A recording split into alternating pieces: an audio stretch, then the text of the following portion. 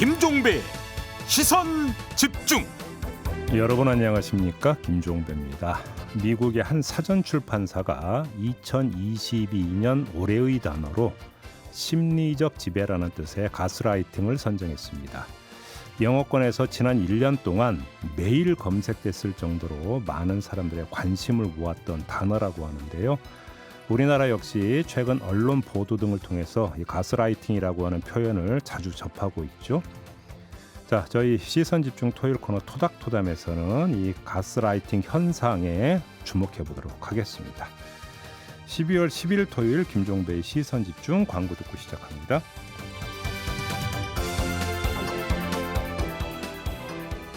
시선집중은 촌철님들의 다양한 목소리를 기다립니다. 짧은 건 50원, 긴 건 100원인 문자메시지 샵 8001번, 스마트 라디오 미니와 유튜브 라이브로도 시선집중과 함께하실 수 있습니다. 믿고 듣는 진품시사 김종배의 시선집중.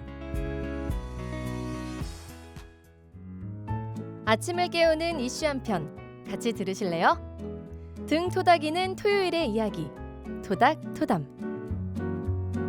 네, 토닥토담 두 분과 함께합니다. 국내 유일의 종합인문 교양 개간지죠. 황해문화의 전성원 편장 모셨고요. 어서 오세요. 네, 안녕하세요. 전성입니다. 그리고 손희정 영화평론가 모셨습니다. 어서 오세요. 네, 안녕하세요. 네, 자, 오늘도 주제와 관련된 오디오부터 듣고 시작하겠습니다.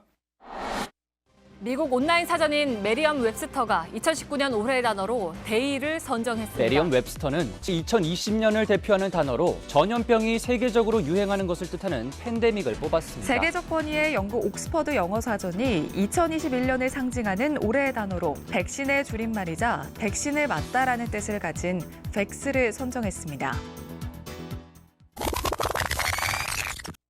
Word of the year for 2022 from Merriam-Webster is gaslighting. 영어 단어의 검색 건수와 관련한 통계 자료를 기반으로 매년 올해의 단어를 선정하는 미국의 사전 출판사 메리엄 웹스터가 올해의 단어로 가스라이팅을 선정했습니다.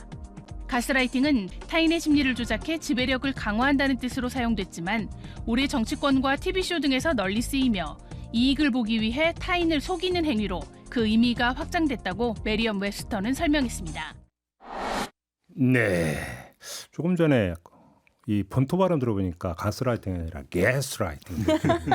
발음 이렇게 되는 거야. 게스라이팅. 네.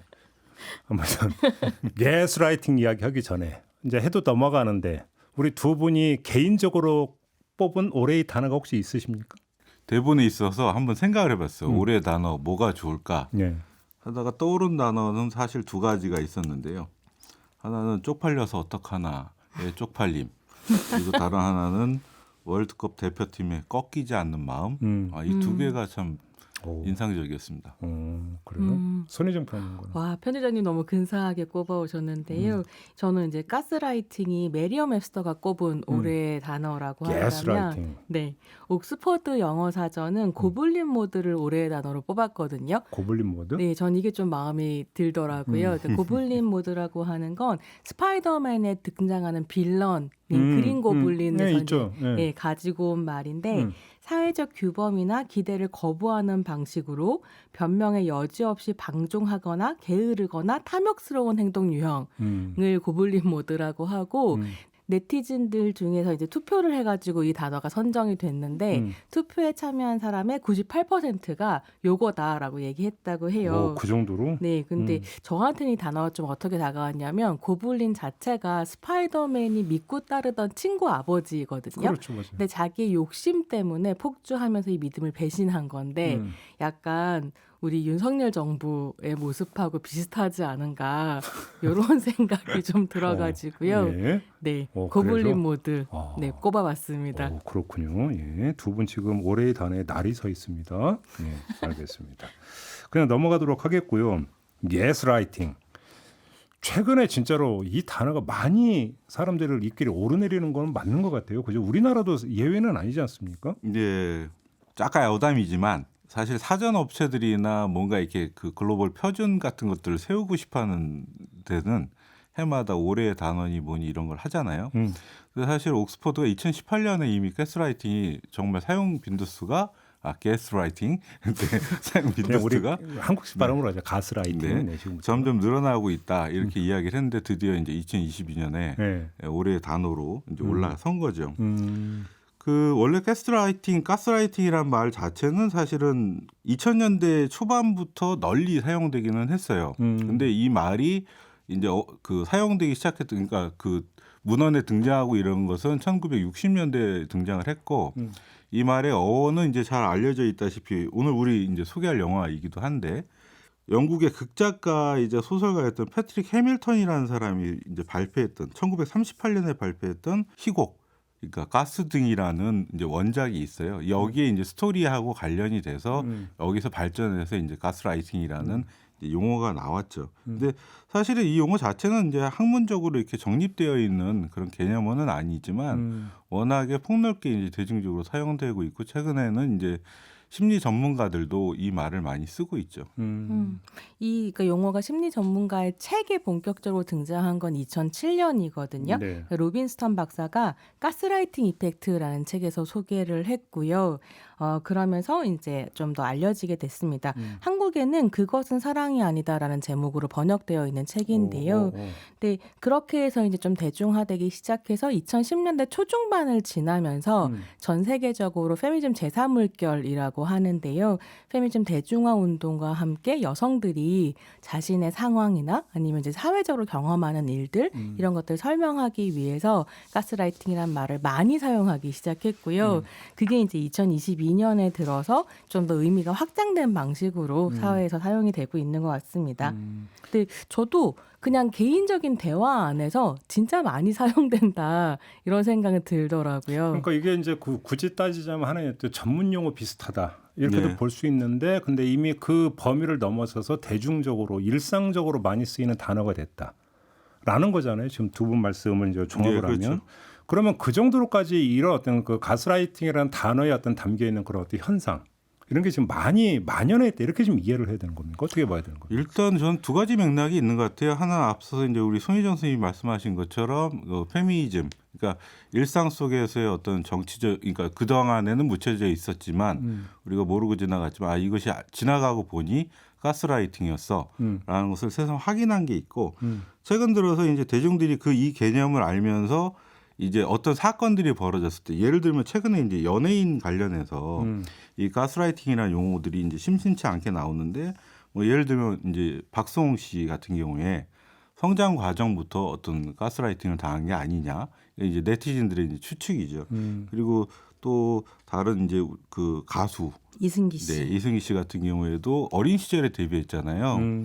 그러니까 이제 소속 기획사로부터 계속해서 지속적인 어떤 가스라이팅을 당한 것이 아니냐 이런 식의 이제 그 언론이 표현들도 하고 네티즌들도 이 개념을 이제 가져다 사용을 하는 거죠. 그러면서 일반적으로 사용이 되고 그리고 또 우리 사회가 아주 대표적인 갈굼 사회, 태움 사회이기도 하잖아요. 그러니까 네. 회사에서 예를 들면 엊그저께 저도 이제 뭐 점심 먹으러 직원들이랑 가다가 이런저런 대화를 하는데 이제 편집장이 그거 가스라이팅이에요. 딱 이러더라고요. 그래서 야 그건 아니지 막 했는데 뭐 그것이 정확하게 사실 그 개념에 부합되는 이야기는 아니었음에도 불구하고 그와 비슷한 사례들도 다 가스라이팅 아니냐 이런 식으로 이제 이야기를 한다는 거예요. 이게 이제 가스라이팅의 정확한 의미부터 좀 말씀을 드리면서 얘기를 더 해야 될 것 같은데요. 가스라이팅 자체는 상황이나 심리를 교묘하게 조작해서 정서적으로 상대방을 조종하려는 행위를 뜻하는 심리 용어입니다. 그러니까 이게 교묘하게 조작해서 정서적으로 이용한다라고 하는 말을 좀 보면 사실 내가 경험하고 있는 것을 충분히 언어화하기 어려운 어떤 상황들에 적용이 된다는 거죠. 이게 폭력이라든가 명백한 차별이라든가 이런 건 아닌데 뭔가 좋지 않거나 불합리한 관계, 뭐 부당한 관계 이런 걸 표현하고 싶어하는 마음들이 있었는데 그 마음을 표현할 수 있는 정확한 단어가 이제 등장을 하면서 더 많이 사용되게 된 것 아닌가 이런 생각이 들기도 합니다. 근데 이제 하나의 용어가 정립이 되고 인구의 회자가 되는 순간부터는 다시 이제 그 단어 자체가 하나의 어떤 그 사람들이 상황을 인식하는 틀이 되어버리고 거기에 맞게 어떤 상황이 해석되는 또 역측면이 있는 거 아니겠습니까? 그런 점에서 이 가스라이팅이라고 하는 단어가 이렇게 일반적으로 쓰이는 것을 꼭 좋은 현상이라고 봐야 될까요? 두 분은 어떻게 생각하세요? 당연히 좋은 현상이 아니죠. 근데 이거 자체는 굉장히 중요한 문화 현상이라고 저는 보고 있어요. 그 예를 들어서 이제 18세기에서 19세기 여성들을 대상으로 많이 증세가 발현되었다라고 하는 게 히스테리였잖아요. 그 히스테리가 이제 일종의 병증이라고 할 수는 있지만 이른바 노처녀 히스테리 이런 말 많이 그런 있었죠. 거에 뒤에는 사실은 그 사회가 변동하고 있고 그 변동이 여성들 그러니까 그 사회에서 가장 약자였던 당시에 에게 이제 그 발현되는 거죠. 하나의 양식으로. 그것이 이제 질병화된 것처럼 우리 사회에서 뭐 예를 들면 사이코패스, 소시오패스, 그다음에 뭐 ADHD 이런 용어들 많이 나오고 최근 들어서 가스라이팅이나 이런 용어들이 사람들 입에 자주 회자되는 거는 그만큼 우리 사회가 불안 사회다. 그런 측면이 있고요. 예를 들면 뭐 우리가 IMF 외환위기 직후에 많이 사용되었던 말들이 자기개발이었잖아요.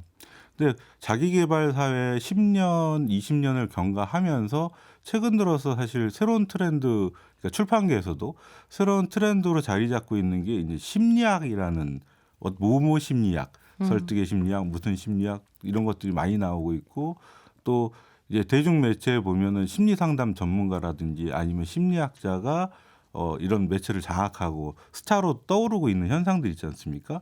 이게 결국에는 굉장히 위안받지 못하고 있는데 나를 내가 잘 모르겠는데 누군가 전문가가 그거를 명확하게 짚어주고 있는 그 느낌 때문에도 더 그런 것 같아요. 이게 편집님 말씀하신 것처럼 히스테리라는 말 자체가 사실은 페미니즘에서 보기에는 가스라이팅 용어이긴 하거든요. 왜냐하면 히스테리의 어원이 움직이는 자궁이라는 의미를 가지고 있어요. 그런가요? 그래서 이제 예전에 아주 옛날에 여자들이 왜 아픈가라고 하면 자궁이 움직여가지고 아픈 거다.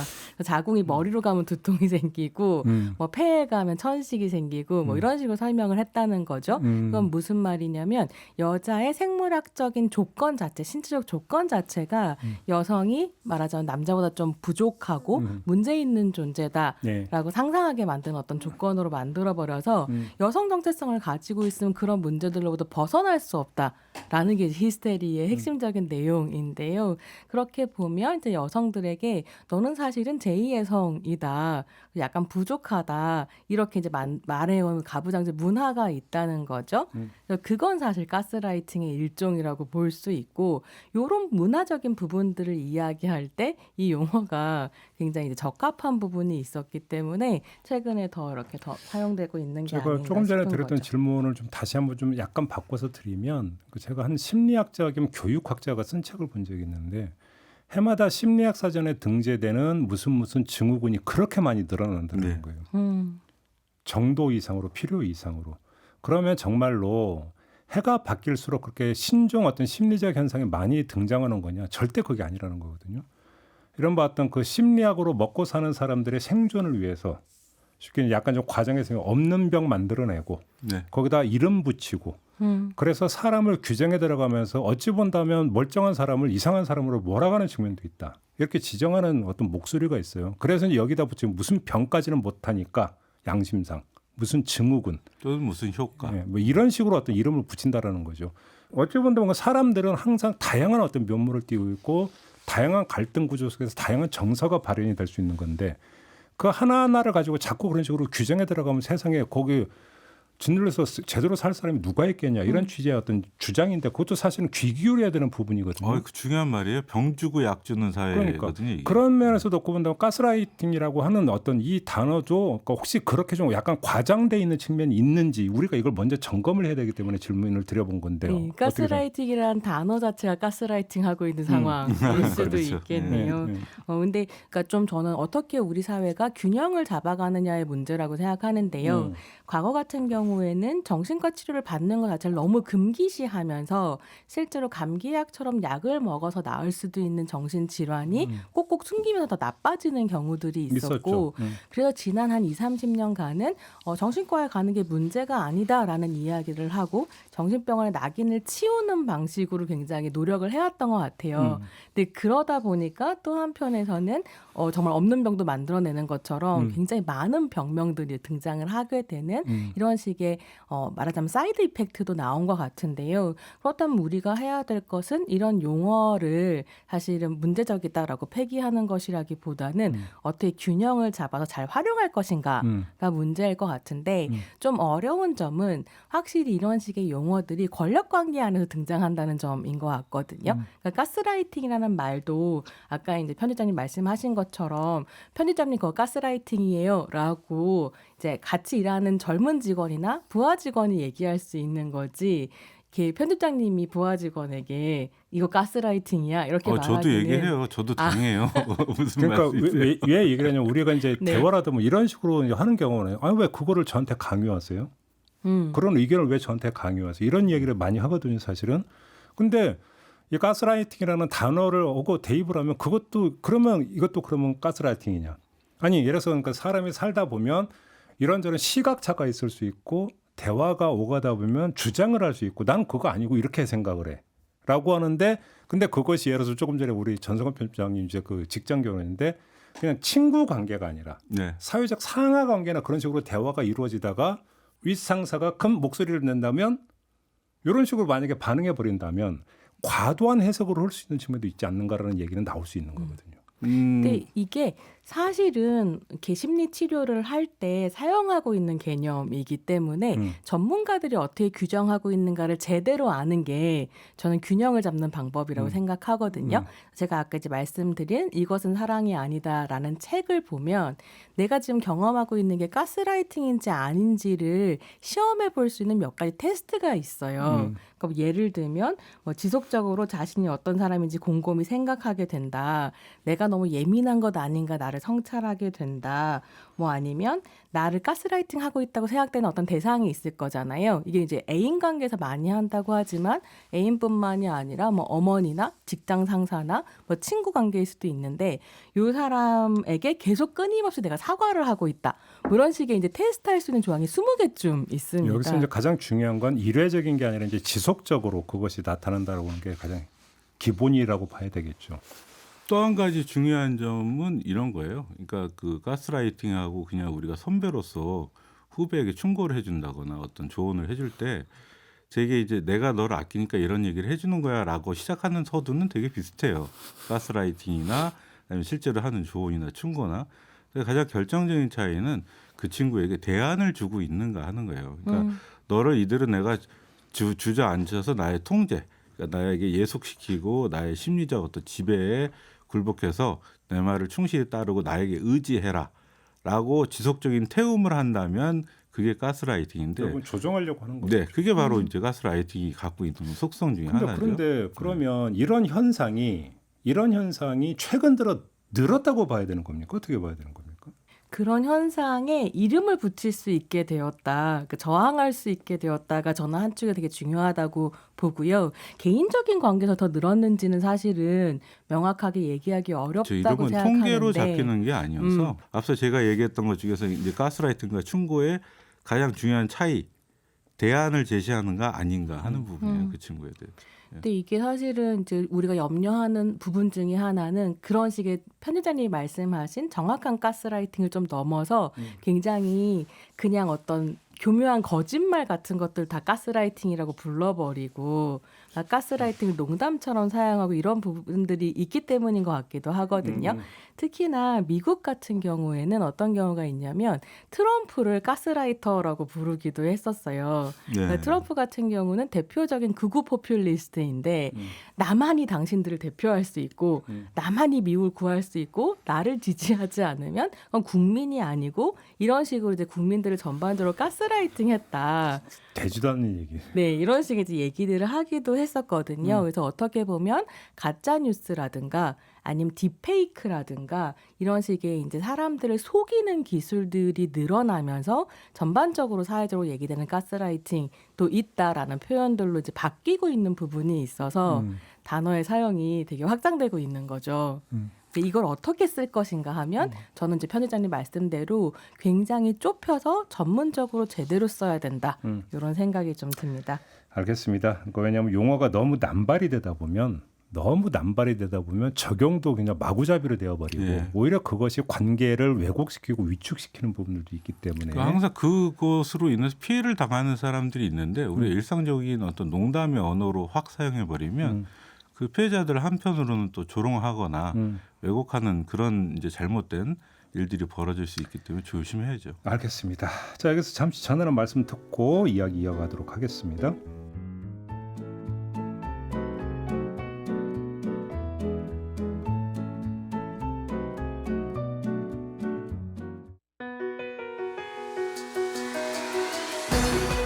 함께 가야 할 길을 묻습니다. 김종배의 시선 집중.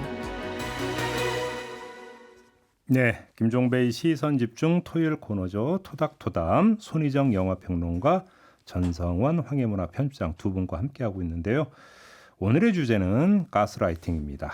아마 우리 애청자 여러분들도 최근에 이 단어를 좀 많이 들어보셨을 것 같은데요. 자, 관련해서 손희정 평론가께서 영화를 또 한 편 골라오셨는데요. 어떤 영화입니까?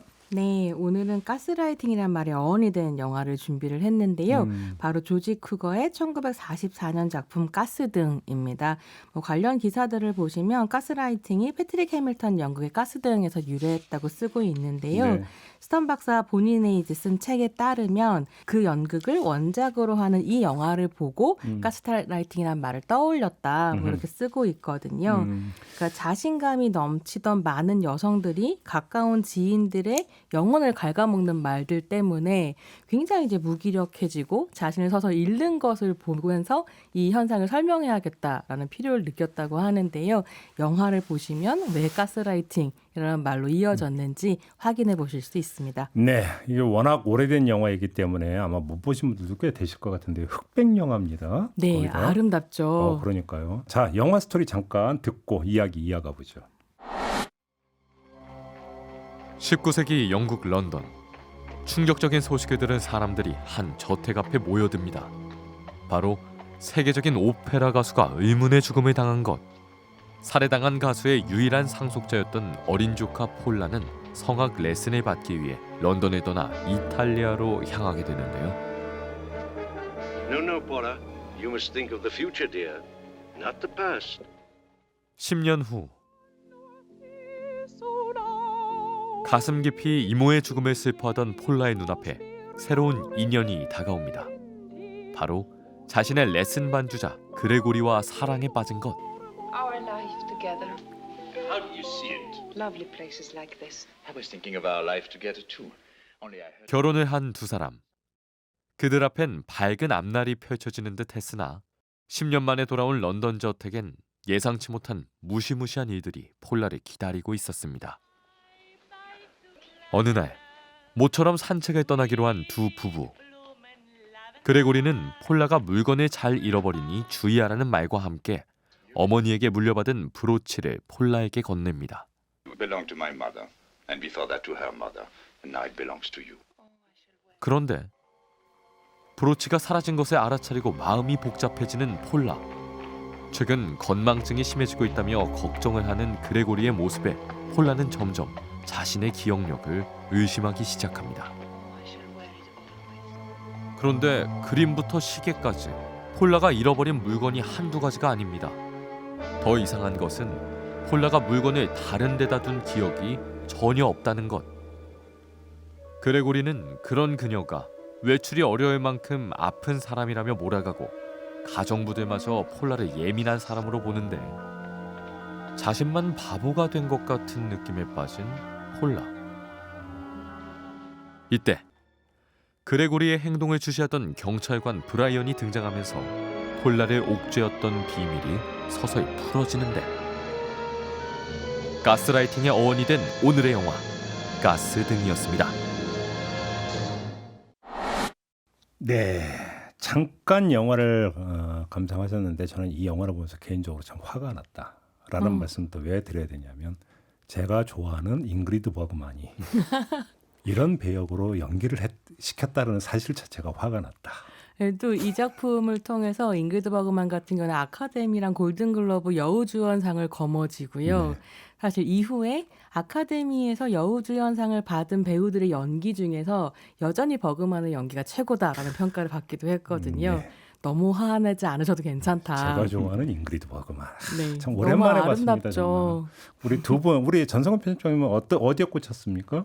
저는 학교 앞에 다니던 우리 학사 주점 이름이 가스등이었어요. 그래서 늘 그곳에서 많이 갔었는데 이 영화는 저는 굉장히 오래전에 본 영화예요. 그리고 요 근래에는 이제 그 OTT로 사실 옛날 영화라고 하지만 언제든지 다시 소환해서 볼 수가 있잖아요. 그렇죠. 그래서 그게 이제 때로 레트로 현상이 되기도 하고 그런데 이번에 이것 때문에 다시 보면서 아 이런 장면들이 있었구나 하는 것들이 새삼. 근데 결국에는 이게 이 남편이 아내를 거의 정신 이상자 수준으로 몰아가는 거잖아요.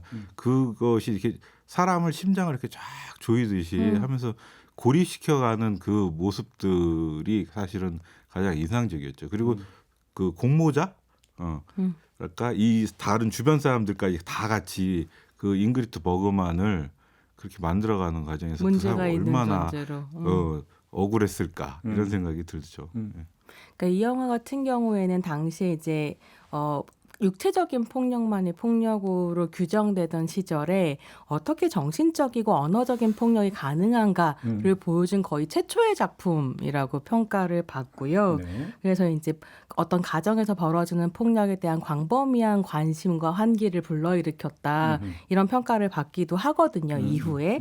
그래서 그게 굉장히 재미있다라는 생각이 들었는데 제가 제일 좋아하는 장면은 뭐냐면 사실은 마지막 장면입니다. 이제 폴라를 도와주는 형사가 있는데요. 이 형사가 남편이 이제 폴라를 이런 미치광이로 말하자면 몰아갔다라고 하는 걸 밝혀내면서 남편을 의자에 묶어놓고 얘를 어떻게 할지는 네가 선택하라고 가거든요. 그러니까 남편이 당신 나를 풀어줘야 돼. 저 칼로 나를 풀어줘. 막 이렇게 얘기를 해요. 그러니까 폴라가 뭐라고 얘기하냐면 나는 미쳤어요. 이러면서 물건들을 잃어버리고 숨기고 어디에 뒀는지 기억도 못하는데 이런 미친 여자가 어떻게 남편을 구하겠어요? 이러고 가버리거든요. 아, 이 한 방이 너무 이제 속 시원했다. 통쾌했습니까? 네. 근데 조금 전에 전성원 편집장께서 이제 공모자라고 이제 말씀하셨는데 이제 여기에 이제 그 이 집에 이제 두 명의 요즘 개념으로 가사 도우미라고 해야 되겠죠. 그 두 명이 등장을 하는데 이 두 사람이 관심을 갖고 만약에 소통을 했다라면 저렇게까지 그러니까 됐을까라는 생각을 이제 누구나 할 수 있는 거죠. 그러면 여기서 그렇습니다. 나올 수 있는 하나의 가설이 뭐냐면 가스라이팅이라고 하는 행위가 그러니까 발생하고 먹히기 위한 조건은 고립된다라고 하는 것 아니냐. 그렇죠. 그죠? 이게 상당히 중요한 부분인 것 같아요.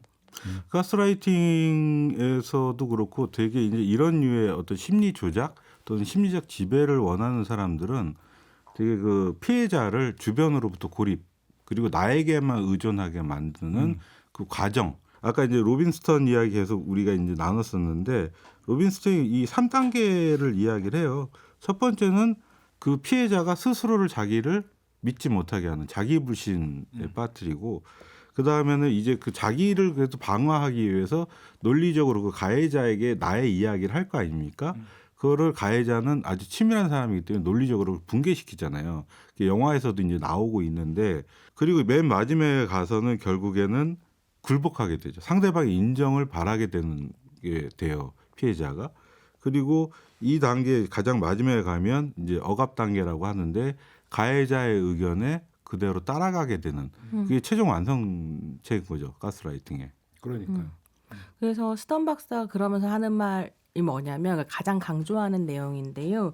가스라이팅의 중요한 특징은 가스등 탱고라고 하거든요. 무슨 말이냐면 반드시 가스라이팅에는 두 사람이 필요하다는 거예요. 가해자와 피해자.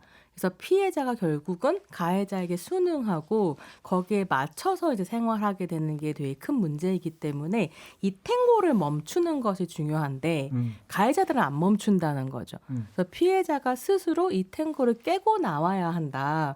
그래서 이제 어떻게 자기가 어떤 가스라이팅을 당하고 있는지를 파악하고 가스라이팅에 휘말려 들어가는 상황들을 피해야 한다. 이런 이제 조언들을 하거든요. 그러니까 그런 것들이 좀 마음에 와닿는 부분들이 있더라고요. 바로 그 점에서 그러니까 바로 그런 특성 때문에 이 가스라이팅이라는 게 이제 주로 그러니까 타인이 그러니까 침범하기 힘들고 간섭하기 힘든 가족 관계나 연인 관계에서 이제 많이 나타나는 거 아니냐. 이런 얘기로 연결이 될 수 있는 거 아니겠어요? 그 뭐 우리가 이제 가스라이팅을 페미니즘의 영역에서 많이들 이야기하기도 하지만 사실 그냥 일반적인 권력 관계 내지는 친족 관계, 그러니까 직장이나 뭐나 이렇게 일상적으로 우리가 항상 만나는, 그러니까 같은 성에게도 이루어질 수가 있고요. 반대로 여성이 남성을 가스라이팅 할 수도 사실은 있거든요. 그러니까 이제 그 옛날 드라마의 주된 어떤 그 스토리 중에 하나가 못다 이룬 꿈을 자식한테 강요하는 아버지의 모습.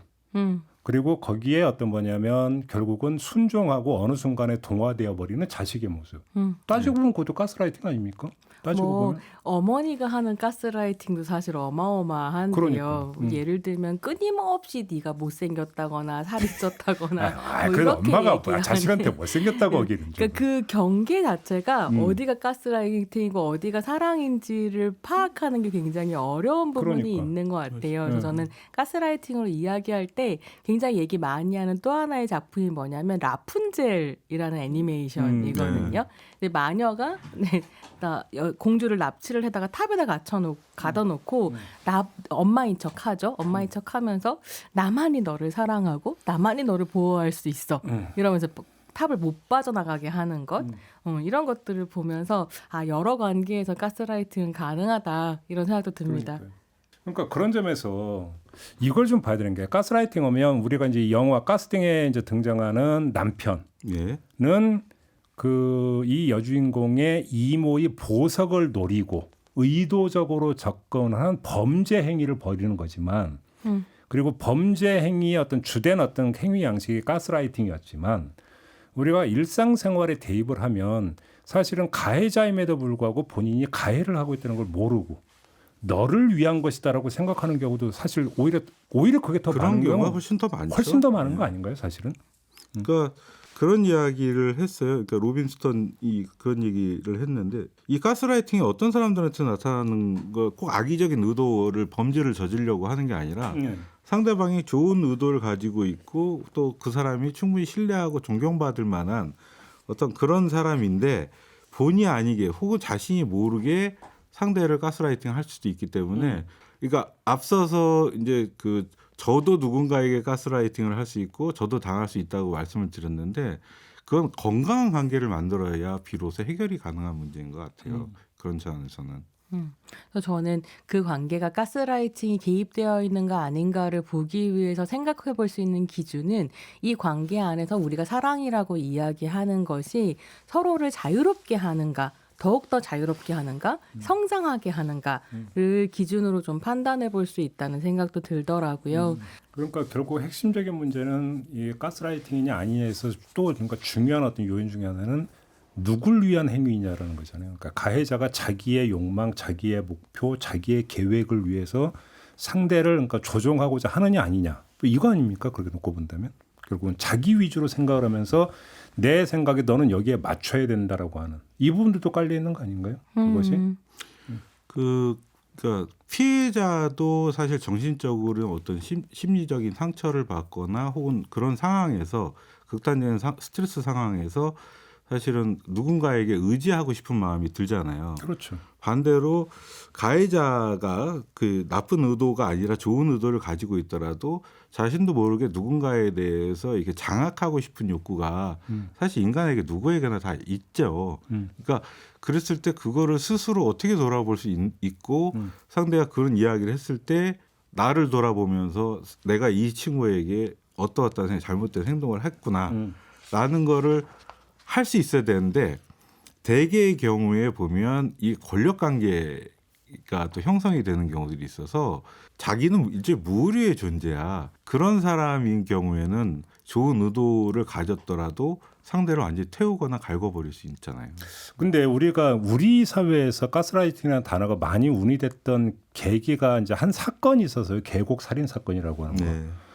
이때 그러니까 그 검찰이 어떤 주장을 했냐면 기소를 하면서 용의자 이은혜에게 가스라이팅에 의한 직접 자기 살인 이제 이걸 주장을 했는데 재판부는 이건 받아들이지는 않았거든요. 이건 어떻게 보세요, 두 분은? 일단은 뭐 제가 법률 전문가나 심리 전문가는 아니어서 언론에 이제 보도된 내용 정도만 가지고서 이걸 본 건데요. 사실 재판부가 이때에 검찰이 이야기한 가스라이팅을 인정하지 않았던 근거는 피해자가 나름대로 주체적인 자기 의사 표현 결정을 할 수 있었다. 그렇게 또 표현을 했었다라는 걸 근거로 이야기를 하더라고요. 근데 그냥 시민 한 사람으로서 제가 느끼는 부분은 이 정도면은 아무리 다 큰 성인이라고 할지라도 주변에서 고립되어 있고 계속해서 심신이 미약해진 상태에서 가장 가까운 사람인 아내가 저 정도 했으면 사실은 가스라이팅 당한 것이 아니냐. 그렇게 저는 생각이 들더라고요. 그러니까 저는 한국의 법정이 굉장히 사적 관계에 대해서 매우 보수적인 판단을 내린다고 생각하거든요. 네. 근데 이 사적 관계에 있는 것들은 사실 뭐 부부 관계 모른다라든지 부부싸움 칼로 물베기라든지 이런 말들이 그런 사적 관계에서 벌어지는 폭력들을 가리고 보이지 않게 만드는 데 굉장히 오랫동안 기여를 해온 거잖아요.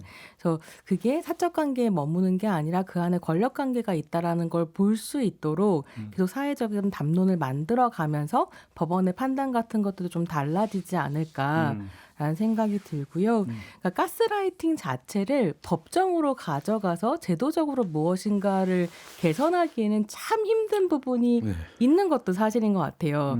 그러니까 가스라이팅 같은 경우에 3가지 유형이 있다고 하는데 하나가 폭력적인 유형이고 이거는 뭐 명백한 폭력, 데이트 폭력, 가정 폭력으로 이어지기 때문에 법정에서 다룰 수 있지만 선량한 유형과 매력적인 유형이 있다는 거죠. 그래서 뭐 매력적인 유형 같은 경우는 막 일주일씩 연락이 안 되는 거예요. 그래서 이제 막 파트너가 전전긍긍하고 있을 때 갑자기 와인 같은 걸 들고 나서 짜잔 이러면서 네가 나에 대해서 걱정하다니 그건 네 잘못이다. 넌 왜 나를 신뢰하지 못하니? 이런 식으로 몰아가면서 그 피해자의 시간을 조정하는 거죠. 자기가 원할 때만 나타나고 아닐 땐 사라짐으로써 그 시간 자체를 옥죄는 그런 경우도 있어요. 이런 매력적인 유형도 있고 선량한 유형 같은 경우는 내가 너한테 다 맞춰주려고 그러는데 왜 나를 이렇게 미워해? 왜 내 마음을 몰라줘? 이러면서 운다는 거죠. 너를 위해서 그러는데. 그러면서 이제 상대방을 컨트롤해가는 이런 유형들도 있다는 거예요. 근데 이거는 근데 범죄는 아니거든요. 나쁜 관계일 뿐이지. 후자는 약간 스토킹의 냄새가 있고 전자는 제가 매일 당하는 일이에요. 그러니까 당신은 왜 나의 문자 메시지를 보지도 않고 왜 이렇게 응답이 늦어? 이거는 예를 들면 이제 저희 와이프의 경우에는 맞벌이를 하지만 뭘 이렇게 보내잖아요. 그러면 제가 또 바쁘거나 막 뭔가 일에 열중하고 있을 때는 못 보는 경우가 많은데 대체로 보면 저도 그 문자 메시지 보냈을 때 저희 그 안식구가 씹을 때도 많은데 왜 굳이 나만 맨날 혼나야 하는가 이런 건 어떻게 해봐야 돼요? 그건 두 분이 풀면 돼요. 그러니까 이 가스라이팅이라고 하는 게 생면부지에 사람한테 가스라이팅 당하는 사람은 없잖아요. 사실. 그렇죠.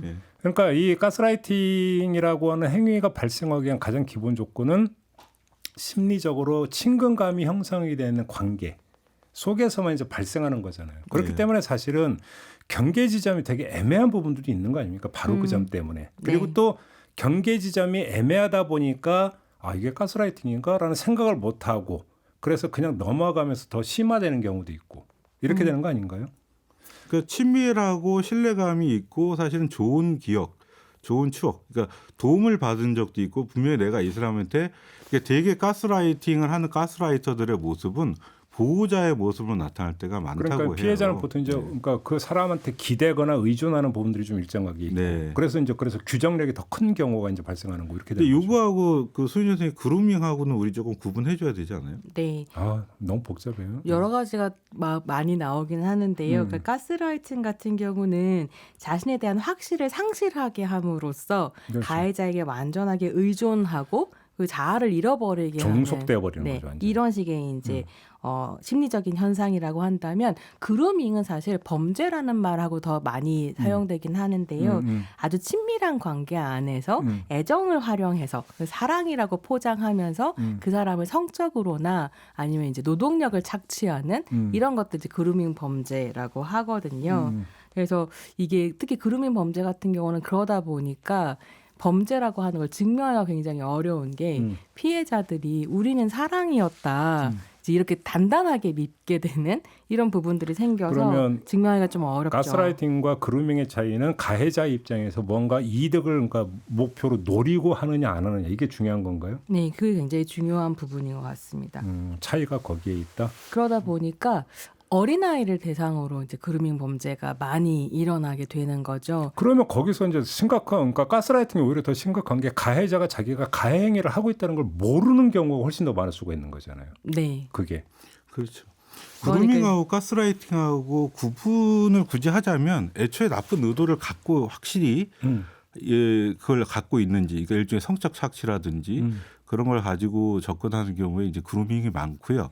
근데 과정상의 문제로 보면 그루밍이 가스라이팅에 이르는, 그러니까 그것을 굳이 가스라이팅이라고 얘기하지 않더라도 상대를 완전하게 통제하고 지배에 넣는 과정에서 그루밍이 발생하고 그 이후에 이제 그 상대를 지배하는 것, 그러니까 예속화시키는 것을 가스라이팅이라 한다면 그 결과로 발생하는 게 범죄죠. 예. 지금 뭐 이야기를 하다 보니까 지금 우리가 이야기하고 있는 이 순간에도 어디선가 가스라이팅이 지금 일어나고 있을 가능성은 대단히 높고 그거는 지금 우리가 이제 아주 몇 개 어떤 상징적인 사건을 가지고 이제 뭐 가스라이팅을 이야기를 하지만 일상생활에서 그게 엄청나게 많이 깔려 있을 가능성은 충분히 있다. 지금 이렇게 봐야 되는 거겠네요. 굉장히 일상적인 일인데요. 저 같은 경우는 가스라이팅 이야기할 때마다 개인적인 경험이 떠오르는데 제가 이제 20대 초반에 첫 연애가 굉장히 안 좋은 관계였다고 생각하는데 그를 굉장히 사랑했고 진심으로 사랑했고 지금도 그걸 후회하지는 않지만 굉장히 지속적인 가스라이팅이 좀 있었던 관계이기도 하거든요. 그래서 뭐 저한테 보통 이런 이야기들 많이 했었어요. 나는 우리 엄마랑 너만 있으면 되는데 넌 왜 다른 친구들이 필요하냐. 그래서 처음 1년 연애할 때는 그걸로 엄청나게 많이 싸웠었고요. 이제 3년 동안 CC였었거든요. 캠퍼스 커플이었는데 3년 만에 헤어지고 나서 돌아보니까요. 주변에 수업을 같이 들을 친구가 한 명도 안 남아 있더라고요.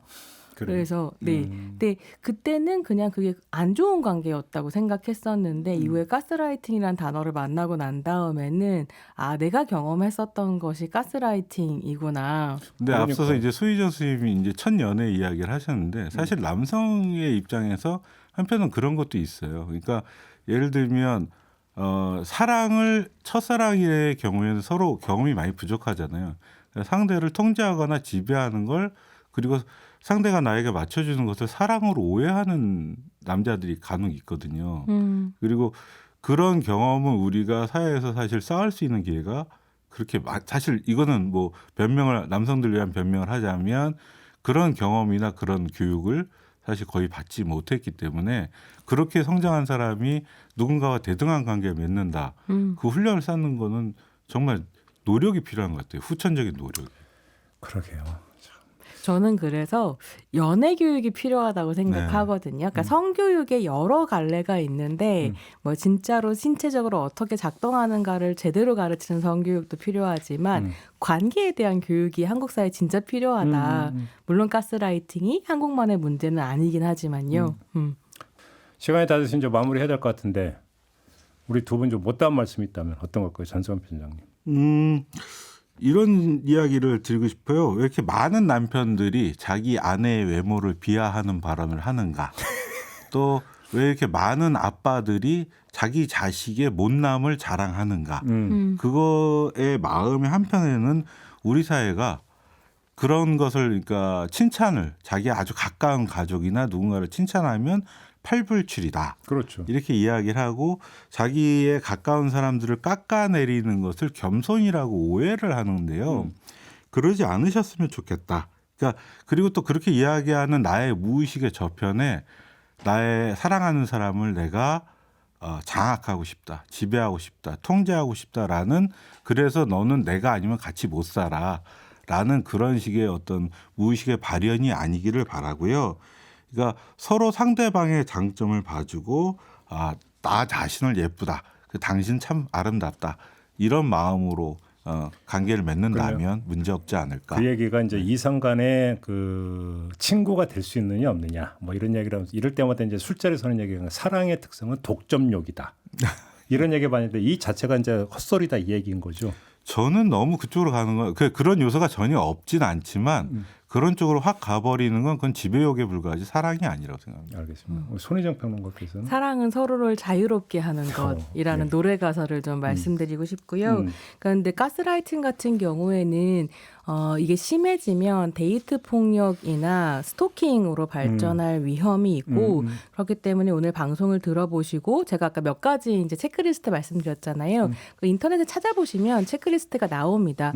스스로의 상태가 의심스러우신 분은 반드시 체크해 보시고 주변에 도움을 요청하셨으면 좋겠습니다. 알겠습니다.